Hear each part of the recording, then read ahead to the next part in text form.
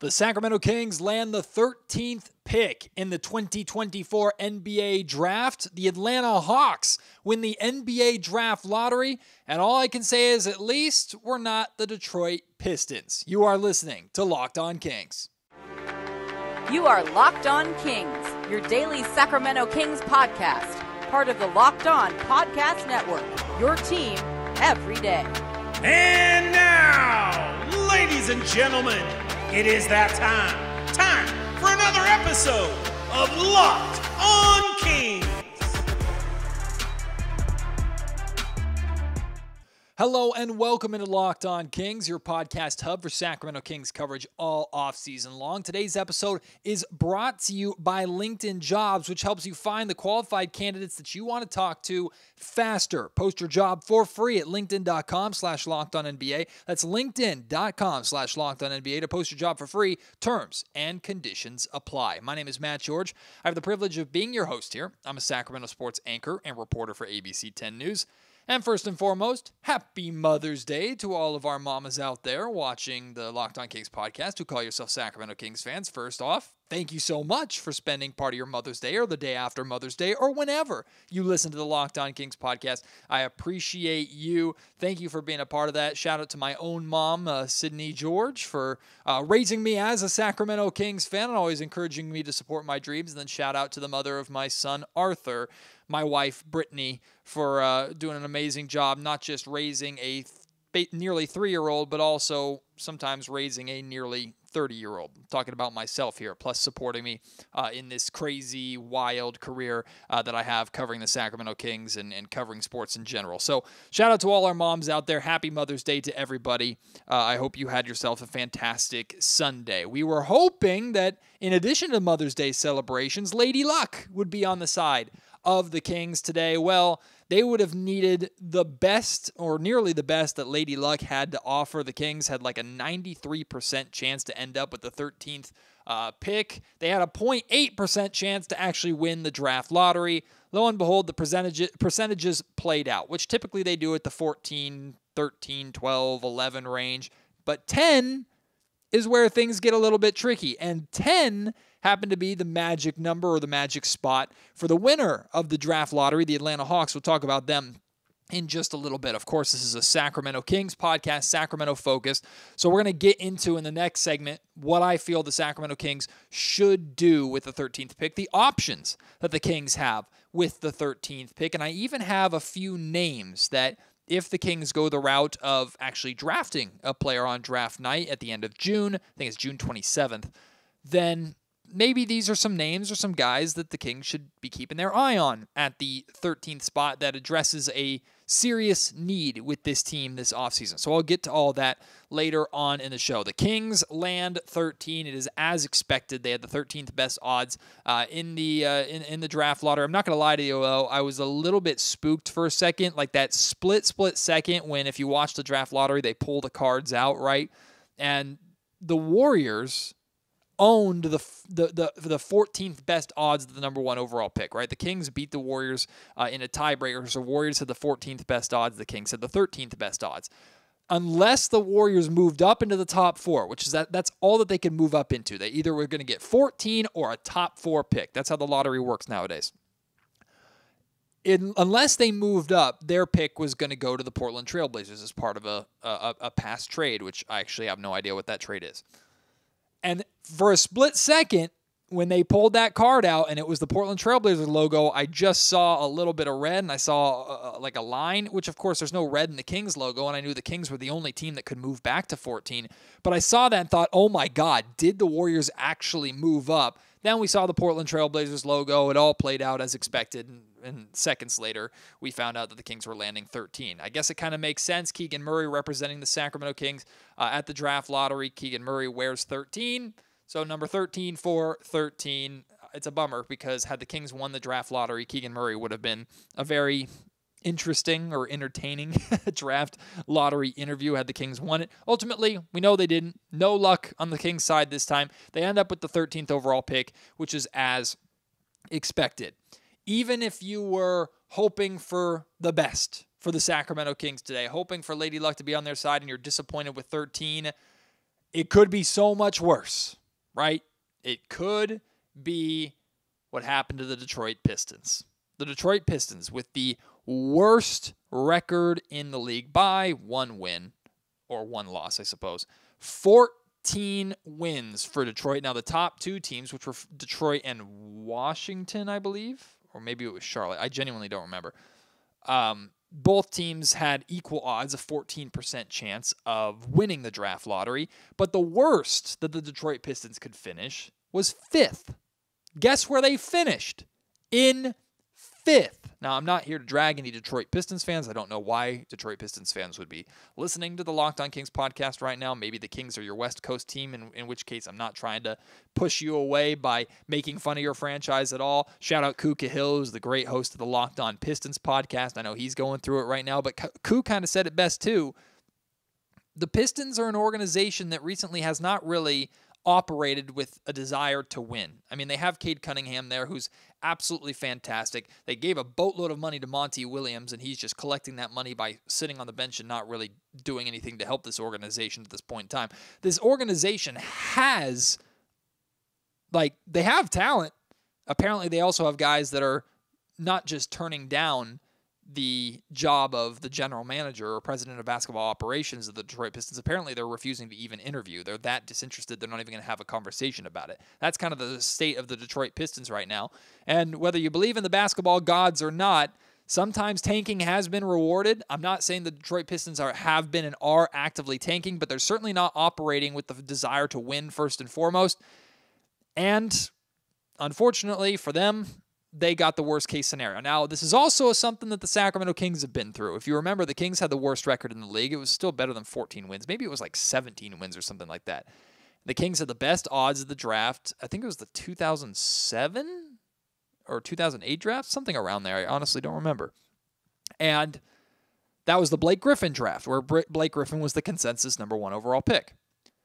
The Kings got 4th, which was the worst pick they could get, and they ended up taking Tyreke Evans in that draft. It worked out for 1 year. Tyreke Evans won Rookie of the Year, but we've been in this position before, so we know how much it sucks to think you're going to get the number 1 overall pick or have the best chance at getting the number 1 overall pick, and actually draft lottery goes as bad for you as possible. So good luck, Detroit Pistons. I don't know where the hell they're going to go from here. Let's talk about the Atlanta Hawks really quick, and I'll even tie it into the Sacramento Kings before we dive fully into this 13th pick. The Atlanta Hawks hit on their 3% chance to win the lottery. They nailed it. And the Atlanta Hawks get the number 1 overall pick. They had the best chance at the 10th overall pick coming into the lottery tonight. The Atlanta Hawks were a play-in tournament team in the Eastern Conference. Now, I have no idea what Atlanta's thinking with this pick, if they're going to go and draft a player and put him next to Trae Young and try and figure things out over there in Atlanta. Imagine if there's a trade package of Trae Young and the number 1 overall pick. What the hell does that get you? DeJounte Murray and the number 1 overall pick. What does that give you or get you to try and get a star there next to Trae? I have no idea what the Atlanta Hawks are going to do, but they went from, a ho-hum pick and a ho-hum draft to the best pick in still a ho-hum draft. Gives you so many more options. But how does this impact the Sacramento Kings? Of course, the Atlanta Hawks have the draft rights now, or the rights to Sacramento's 2025 draft pick. That the protections conveyed for this year. The Kings missing the playoffs, so they get to keep their pick this year, meaning that the Hawks now have next year's pick, which is, I think, top 12 or top 10 protected. I don't remember exactly what the protections are. So as of right now, the Atlanta Hawks own the Kings' 2025 pick. There has been talk and consideration of if the Kings wanted to open up their draft pick situation, right, in order to use a lot of picks to go and make some kind of big swing for the fences trade this offseason, could the Kings consider essentially trading this year's pick, the 13th overall pick, to Atlanta for their future pick back? Atlanta would take 13 this year, so they'd have 1 and 13 in the draft. I think they have another pick as well, don't they? Well, they would get 13 in the draft, and the Kings would essentially have a fresh slate. I wonder now that the Hawks have number 1 overall and they don't really need 13 in this year's draft, if the Kings were interested in making that move, if the Hawks would go, you know what? Nah, keep your pick. We'll hold on to your future pick. Maybe it turns out better for us. Maybe it turns out worse than the 13th overall pick. We're willing to take that risk, though, because we got number 1 overall right now. Maybe it changes their mind with that. I'm not reporting or saying at all that the Sacramento Kings are considering that. And there are some people, when I threw that question out on social media today, some people going, the Kings would be insane to make that trade, right? They can't just remove their pick protections outright. They essentially have to trade this year's pick for their future protected pick back in order to free themselves up to make a move. They would have to be insane to give up a guaranteed asset, the guaranteed lottery pick, 13th pick in this year's draft, even if the draft is considered weak. They'd be insane to give up a guaranteed established asset to free up the opportunity to make a big trade that's not guaranteed to work or not guaranteed to even happen in the first place, right? People think you'd be insane to give up a guaranteed asset to do something like that. I understand that approach completely. To me, if the Kings were to make that move, and I don't think it's going to happen. I don't think the Kings will trade 13 to Atlanta to get their protected pick back. But if they were to do that, the only way that makes sense is if they know there is a trade out there this summer right away that they can go and make happen by having next year's pick and the 2027 pick and the 2029 pick, because they own all their picks after this convoluted Kevin Huerter Atlanta Hawks trade situation and scenario. They have all their other picks that they can be flexible with, and you can only trade your pick every other year, right? So if the Kings knew, hey, we had I'm just throwing this out there, a Mikal Bridges type deal on the table, we feel we could land it by freeing up this pick this year or next year's pick and then adding 2 more future picks on top of that, plus Harrison Barnes or whatever the hell, to go and make that move happen. That's the only way that the Kings could get away with that. There's no ever possible way that the Kings could get away with swapping 13 for the future pick, freeing themselves up, and then not doing anything with it. So there's an element of risk involved. I think the Kings will 100% keep 13, at least. Well, I mean, they would have to trade 13 on draft night regardless, because that's the way it works. So they'd have to trade 13 on draft night regardless. If they're going to trade 13 on draft night, I think it's going to be packaged with a current Kings player and other maybe draft picks to go out and get a player to win right now versus just a pick swap essentially with the Atlanta Hawks. Or do the Kings go in a different direction and actually draft a player? We'll discuss the Kings' options and what I think the Kings should do with 13 here in just a second. Like I said at the top of the show, today's episode of the Locked On Kings podcast is brought to you by LinkedIn Jobs. When you're hiring for your small business, you want to find quality professionals that are right for the role. That's why you have to check out LinkedIn Jobs. LinkedIn Jobs has the tools to help you find the right professionals for your team faster and for free. LinkedIn isn't just another job board. It has a vast network of more than 1 billion professionals, which makes it the best place to hire. It gives you access to professionals you can't find anywhere else. LinkedIn does all of that while making the process easy and intuitive. Hiring is easy when you have that many quality candidates. It's easy, in fact, that 86% of small businesses get a qualified candidate within 24 hours. LinkedIn knows that small businesses are wearing so many hats and might not have the time or resources to hire. LinkedIn is constantly finding ways to make the process easier. They even just launched a feature that helps you write job descriptions, making the process even easier and quicker. Time is money, right? 2.5 million small businesses use LinkedIn for hiring. Post your job for free at linkedin.com/lockedonnba. That's linkedin.com/lockedonnba to post your job for free. Terms and conditions apply. So last week, I think it was last week, it's all starting to blend together. Recently, I did a podcast where I shared my gut feelings for how I feel this offseason is going to go for the Sacramento Kings.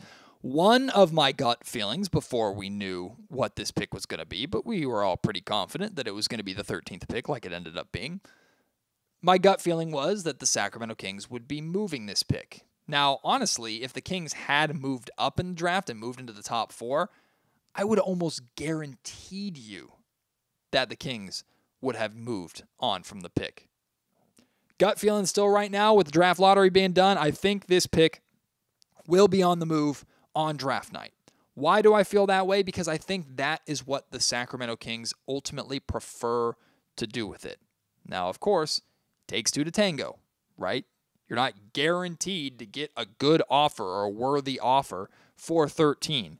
So it's not like Sacramento should blow off the entire draft process, right? They still need to do their research, still need to have a big board and guys that are there on the table that they feel like would be good selections if they cannot find the right deal. And of course, Monte McNair and his scouting department and his entire front office, they're going to do their due diligence. Don't worry about that.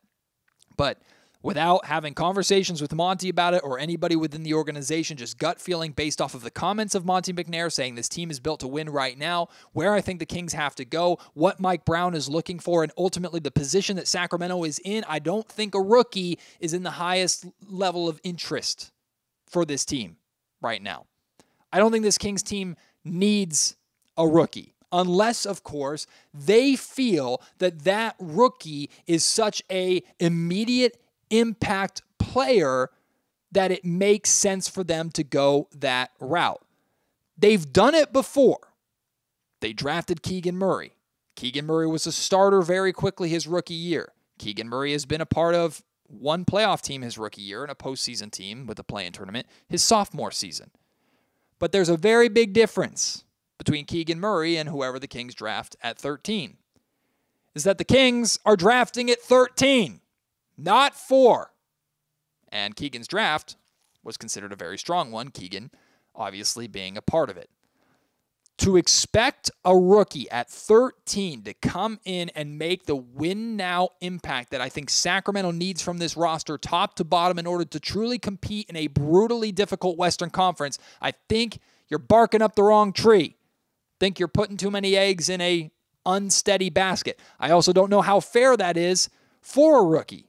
Now, if there's a guy out there that you can feel can handle it, you know better than I do, you go for it, Sacramento Kings. But I truly feel like at this point in time, the Kings feel that it is in their best interest to try and shop that pick on draft night to put themselves in a better situation to go out and get the more win-now veteran players that Mike Brown is looking for that will help this Kings team win immediately.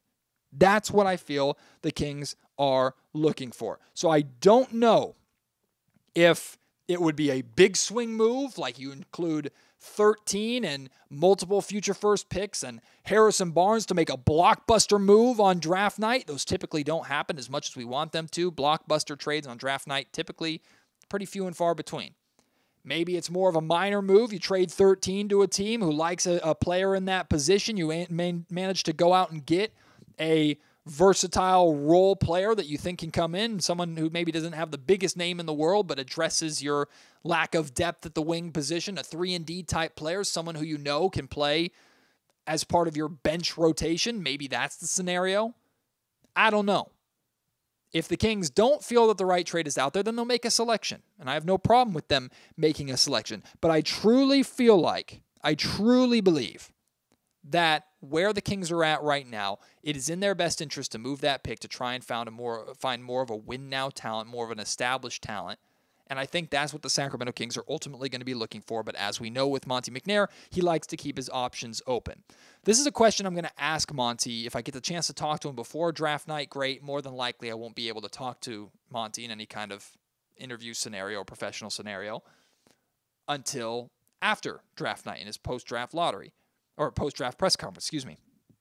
And if the Kings decide to select a player on draft night, one of my first questions to Monty is going to be, how do you balance your own words, needing to win and competing to win right now with always keeping an eye on the future, right? Because it's always valuable for a team to have a lottery pick and to have a rookie that they're developing. But to me, a developmental project, like to go out and get, let's say you get an 18 or 19-year-old player, 19's whatever, you get like a true freshman out of college player that has tremendous amount of upside, but you know is going to take some work and needs some development. I'm not saying at the G League level, but someone who definitely is going to need to work in your organization to turn into a player and meet that upside that you're hoping for, whatever that upside might be.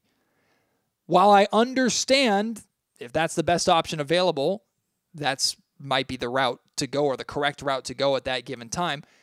I don't know if where the Sacramento Kings are trying to be, and I spent a lot of time on yesterday's podcast talking about getting the roster and the direction on the same page. I don't know if that's the best use of a roster spot or if that's a wasted roster spot. You're certainly not going to go draft a guy at 13 and then give him one of your two-way spots, right? That doesn't make any sense. I'm sure a 13th overall pick would never even accept that scenario, right? So to me, drafting a developmental type player, even though they have a potentially bright future that they can realize 3 or 4 years down the road, I don't think that's the best use of a roster spot for Sacramento. Again, I feel that 13 should be and will be on the move. But that doesn't mean that there aren't potentially some names out there that the Kings should keep their eye on. This is where now, between now and June, again, I think it's 27th, but now until the end of June with the draft, we're going to start to dive in and do a little more research and start to get to know and understand these prospects a little bit. I have great draft analysts scheduled to come on the Locked On Kings podcast in the next coming weeks. I want to hear names that you're interested in. I can do deep dives and talk about different players, talk to local experts covering these international players or experts that cover their college teams and college programs. This is the time to dive in.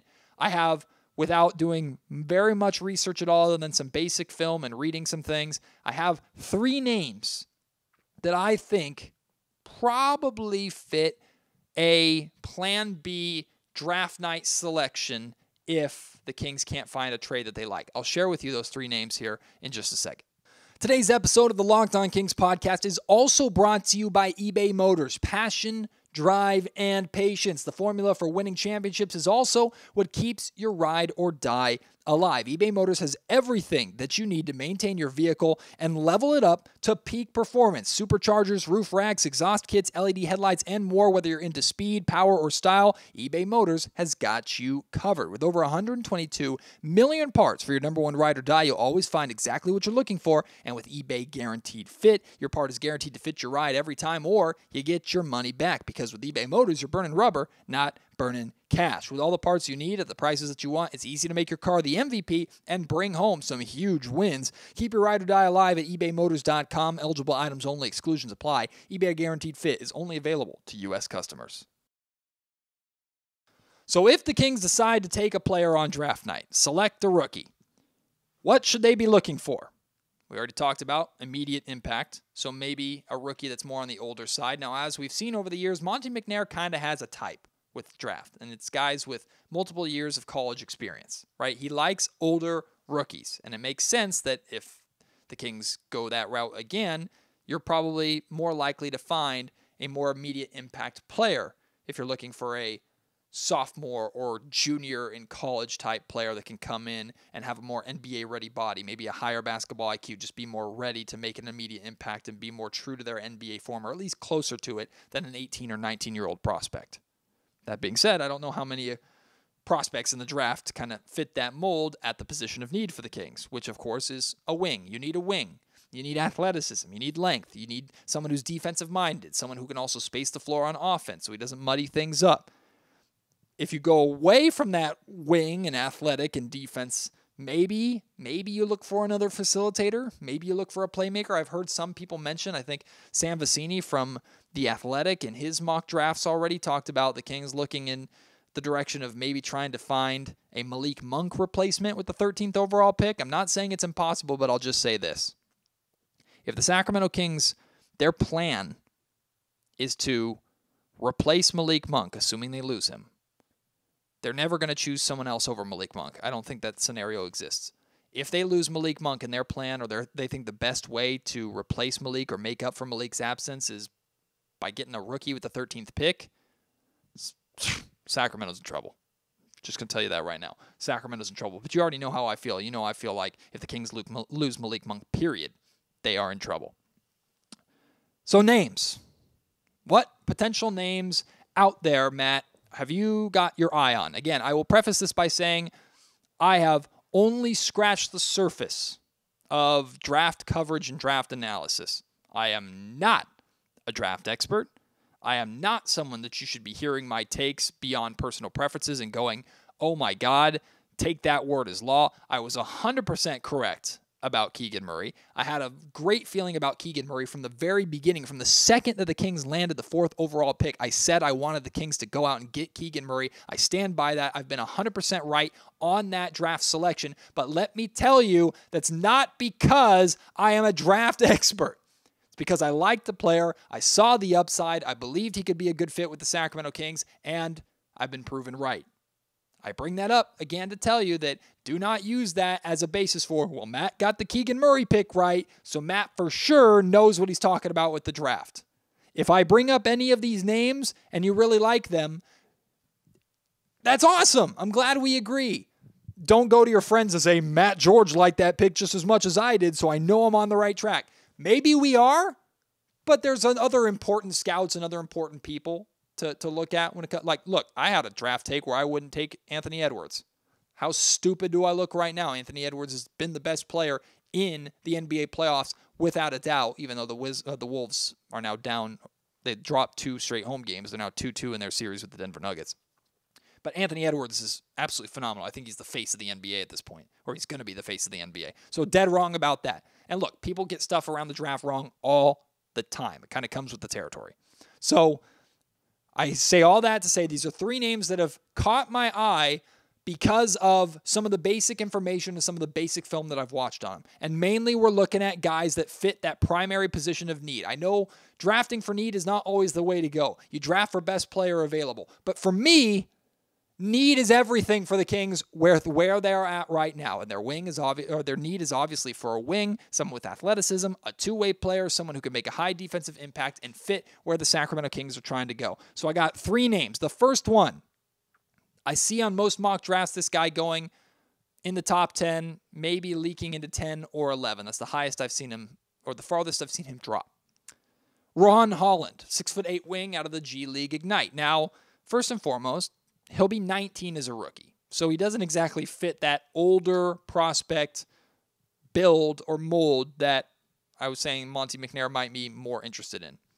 But he's considered to be very athletic, to have a bit of dog in him, right? To be a defensive stopper and someone who offensively maybe not necessarily known for the three-point shot, although it is part of their game, but someone who can also attack the basket, and finish around the rim.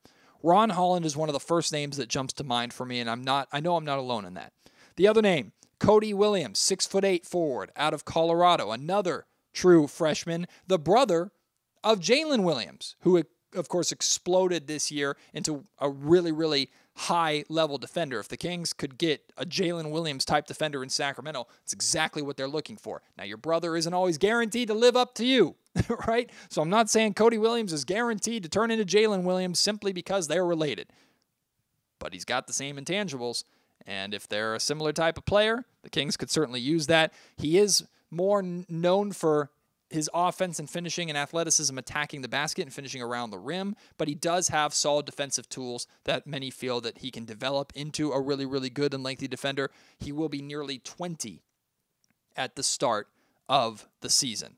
And then finally, Jacoby Walker, a 6'5" wing out of Baylor. I've seen a lot of comparisons to Chris Middleton. Now, comparisons you always have to take with a grain of salt, right? Because these players are their own players, and comparisons can sometimes be accurate to kind of give you an idea of who these players are. They could also be so wrong and so out of left field that it distracts you from who the player actually is. I'm not saying that Jacoby Walker is Chris Middleton or anybody is saying that, but he's got a game that can be modeled after Chris Middleton. Now, Chris Middleton is a type of player, a healthy in their prime Chris Middleton is a type of player that the Kings absolutely could use. 6'5", a little undersized for what the Kings are looking for. They do have a handful of 6'5" players, and what they really need is 6'7", 6'8", 6'9", and above. That's what they're looking for at the wing position.